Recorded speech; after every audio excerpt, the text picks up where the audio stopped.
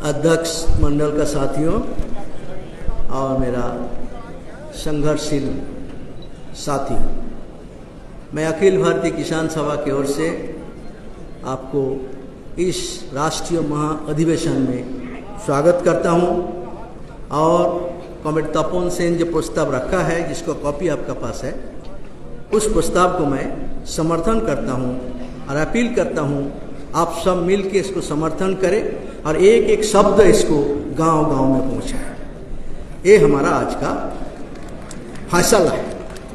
साथियों, मोदी सरकार का 8 साल पूरा हो गया और 8 साल भारत का इतिहास में बर्बरता का, अत्याचार का, जुलूम का, लूट का, भ्रष्टाचार का, खून खराबी का, दंगा का, महिला बलात्कार का, आदिवासी अत्याचार का और गरीब पर दलित का सबसे ज्यादा घटना का ये 8 साल का रिकॉर्ड है।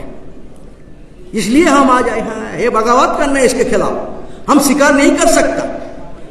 आज प्रधानमंत्री भाषण दे रहा है, महिला को इज्जत देने हैं और उसी समय महिला का बलात्कारी को निकाल के माला पहना रहा है। ये है इस सरकार का काम है। हम इसको स्वीकार नहीं कर सकते।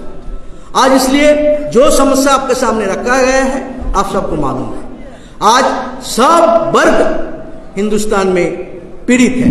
हम 3 उत्पादक वर्ग इकट्ठा होके ये लड़ाई का आह्वान कर रहे हैं, मगर सारे वर्ग को इसके पीछे मोबिलाइज कर रहे हैं।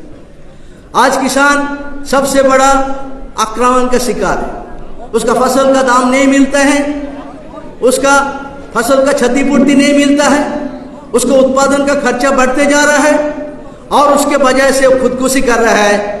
पिछले कई साल में 1 लाख मोदी का राज में खुदकुशी हुआ है। रोज 52 किसान खुदकुशी कर रहे हैं पूरा हिंदुस्तान में। ये है किसान का कृषि संकट का इसका भयानक रूप है।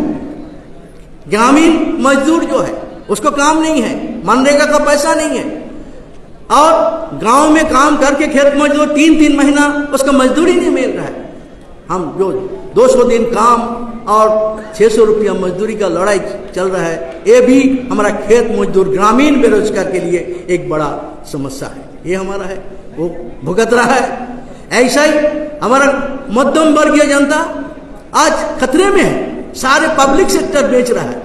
ये चाय बेचने से जिंदगी शुरू किया था, अभी देश बेच के ये जिंदगी का अंत करेगा। आज वो हमारा देश बेचने का काम, आज पूरा सब फैक्ट्री बेच रहा है, सब कुछ बेच रहा है। लिस्ट देने का जरूरत नहीं है, तो बेच देगा तो वहां मिडिल क्लास का काम होता है, वहां एजुकेटेड लोग का काम होता है। वो कहां जाएगा? वो बर्बाद हो रहा है। वहां भी उसका समस्याएं हैं। छोटे छोटे व्यापारी बर्बाद हो रहा है पूरा देश में। उस पर इतना जुलूम है, इतना बेसी उसके ऊपर दबाव है, वो उसमें मुश्किलात में है। छोटे उद्योग जो है MSME, उसका 4 हजारों MSME बंद हो गया जब पैंडेमिक में, जब कोविड के समय जब हुआ था। एक तरफ 2 लाख से ज्यादा परिजाई मजदूर, गरीब मजदूर मरा और दूसरी तरफ MSME छोटे कारखाना जहां ज्यादा काम होता है वो सब बंद हो गया। बड़े कारखाना में उत्पादन नहीं बढ़ रहा है। हर तिमाही में रिपोर्ट आ रहा है उत्पादन घट रहा है, उत्पादन बढ़ नहीं रहा है। तो सरकार इंजेक्शन दे रहा है, ब्लड दे रहा है सब अदानी अंबानी को। आपका ब्लड चूस रहा है, शोषण करके उसी ब्लड अदानी अंबानी के शरीर में डाल रहा है, मगर उसका शरीर फूल रहा है, मगर उसका कारखाना में उत्पादन फूल नहीं रहा है। ये हालत है। हम कितना देर तक इसको सह सकते? आज इसलिए इसके खिलाफ बगावत नहीं करेंगे तो आने वाला दिन में आपका आने वाला पीढ़ी आपको गाली करेगा, मेरा बाप दादा मुझे ऐसा परिस्थिति पैदा करके गया, आज मैं मर रहा हूं, मैं एक कर नहीं सकता। हमारा अगले वाला पीढ़ी को बचाना है तो हमको आज मरना पड़ेगा। इसके अलावा इस परिस्थिति से हम निकाल नहीं सकता। इसलिए साथियों, जो परिस्थिति आज हमारे सामने मांग है, ये मांग 14 सूत्री मांग है। इसके साथ स्थानीय मांग है, जोड़ के हमको आंदोलन करना पड़ेगा। लोग बोलता था नरेंद्र मोदी वो तो 56 इंच सीना है, उसका कुछ नहीं कर सकता, मगर भारत का किसान दिखा दिया। 1 साल लड़के उसको झूठी पकड़ के उसको नाक जमीन में गिर दिया, दिखा दिया तुम जितना भी ताकतवर हो हम इकट्ठा होके तुमको हरा सकता। ये हमारा दुनिया में एक मिसाल है। भारत का लड़ाकू जनता इंसान के सामने एक मिसाल है। इसी लड़ाई हम आने वाला दिन में हर कोने कोने में फैलाना चाहते हैं। जीना है तो लड़ना है, मरना भी है वो भी कबूल है, मगर लड़ना है और जीतना है, ये हमारा कबूल बने शपथ होना चाहिए। इसलिए साथियों, आज जो समस्या लिया हमारा है, इस समस्या को हमारा देश में आज क्या सरकार चल रहा है, सांप्रदायिक और कॉरपोरेट गवर्नमेंट चल रहा है।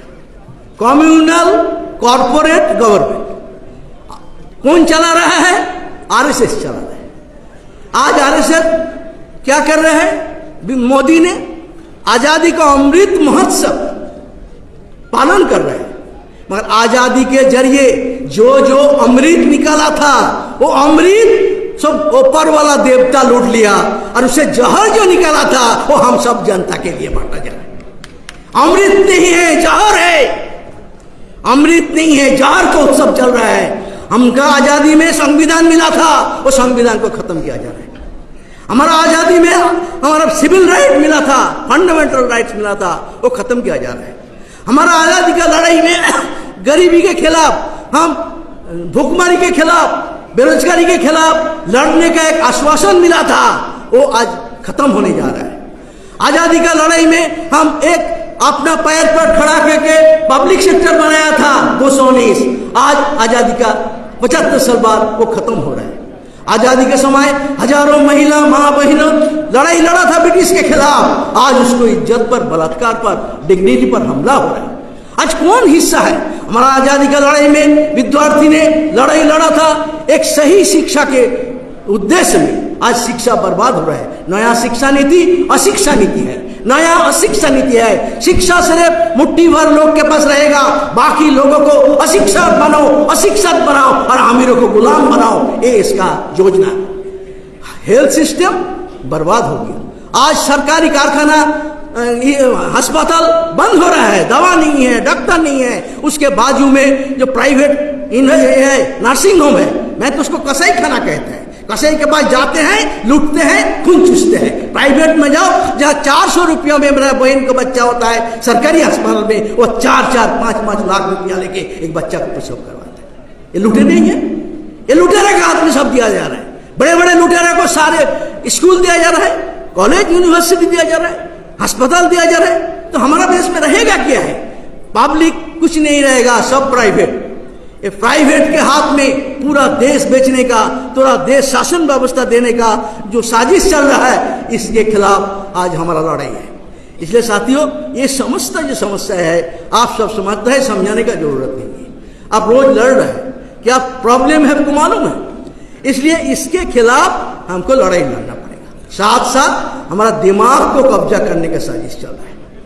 हमारा देश को, इंसान से उसका धर्म के आधार पर उसको दिमाग को धूमिल करने का साजिश चल रहा है।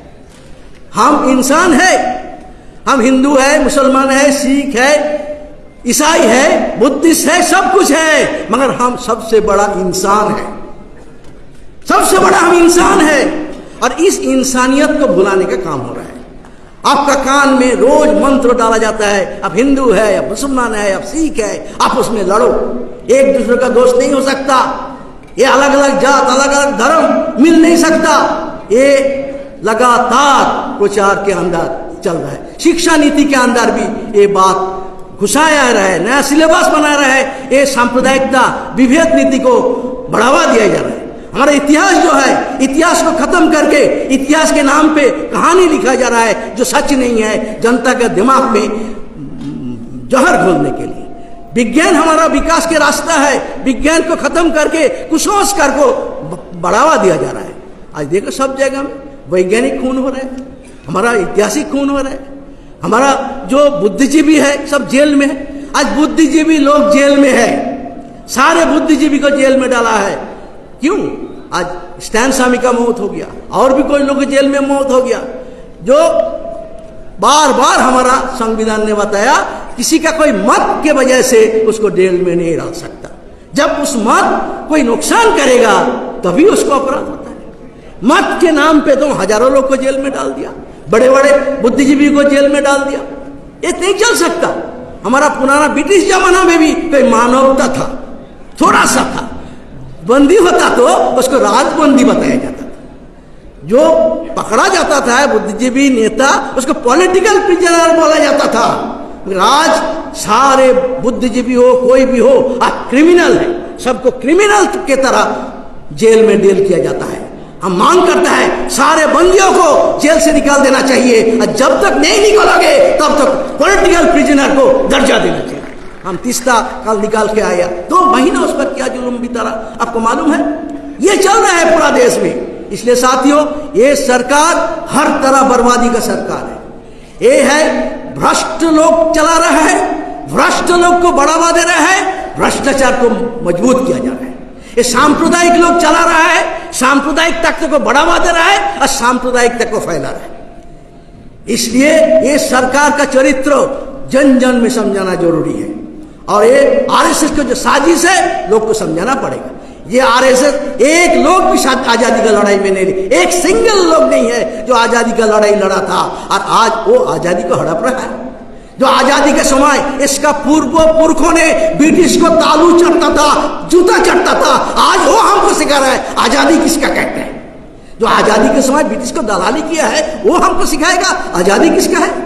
एक भी जेल गया, एक लोग जेल में गया, आज बोल रहा है वो जेल के अंदर बंदी था, और रोज क्या करता है, एक बुलबुल पाखी आ जाता और आते बुलबुल में चढ़ के वो पूरा दुनिया घूमता था, देश के परिस्थिति पाया था। सावरकर, जो सावरकर हिंदुत्व का जनक है, पहले बार हिंदुस्तान को 2 जात बनाने का, 2 राष्ट्र बनाने का फैसला वो किया था, बाद में जिन ने उसको समर्थन किया था।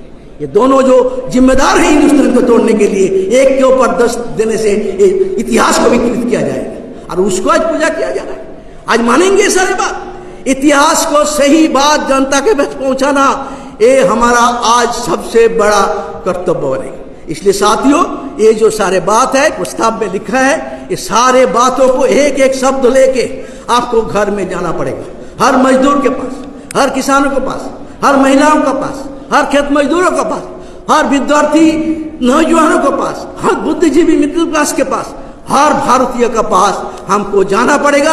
और ये रेजोल्यूशन के जो मुख्य बातें हैं जनता के पास बूंद बूंद लेके पहुंचाना पड़ेगा।